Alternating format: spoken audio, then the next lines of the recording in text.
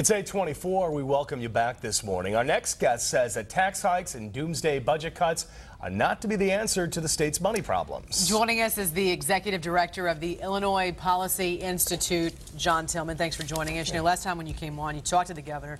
He said he welcomed some of your ideas. Have you talked to him since then? I've not heard from the governor. I keep expecting the phone to ring. I've been sitting by it day after day, and it's just silent. But despite that, we've come up with some ideas we think he ought to listen to. Let's get right to it. What are you thinking? Well, the governor's proposed $3.2 billion with his 50% income tax hike on businesses and families. And right now, families all over the state, businesses are trying to figure out how to cut their spending in order to balance their own budgets. And we think that's the proper approach rather than reaching into the taxpayers' wallets.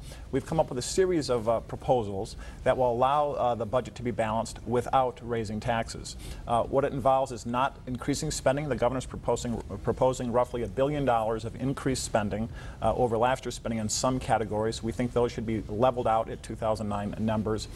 We've put together a host of programs from the low end $3.5 billion to the high end over $4 billion of a menu of options that you could cut to get to that balanced budget number and then not need that $3.2 billion tax increase. So give us some examples of things you can cover right off the top. Right off the top, one simple way would be an across-the-board 10% tax spending cut. That would roll back spending to 2006. Then Lieutenant Governor Quinn didn't think they were going to lay off teachers then. They weren't going to lay off police officers then. They weren't going to throw prisoners out into the streets then. The spending level in 2006 was just fine with then Lieutenant Governor. And of course, our population today is almost identical to what it was in 2006. So those would not be mean-spirited cuts, as the governor likes to say. That's one option.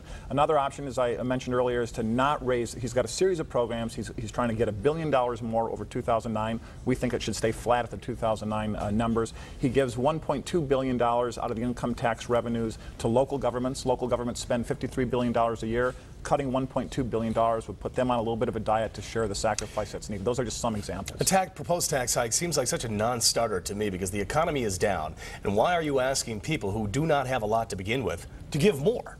Well, I think that's one of the outrages. The question that leads to is, how did we get here? And the way we got here is by outrageous growth in government spending. And here's a simple example. In 1998, and these are inflation-adjusted numbers, in 1998, on average, per person, the state spent $3,200 in its primary operating budget. Today it spends $4,700.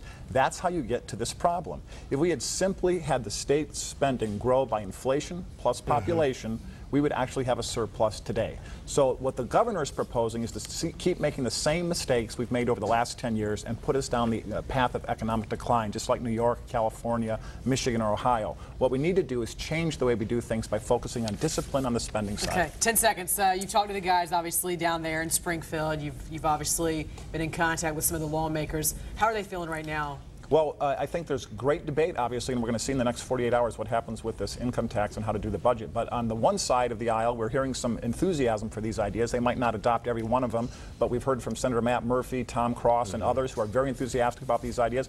We're getting a lot of silence from the Mike Madigan team. We would like to have them adopt some of these ideas more and give them serious consideration. The bottom line is that the people out there need to contact their lawmakers and let them know exactly how they feel, because they're not going to listen, essentially, to somebody like you or somebody else. There are people knocking on legislator doors every day right now asking for more money. The citizens, if they think that there should be a no tax increase, they need to make that phone call today.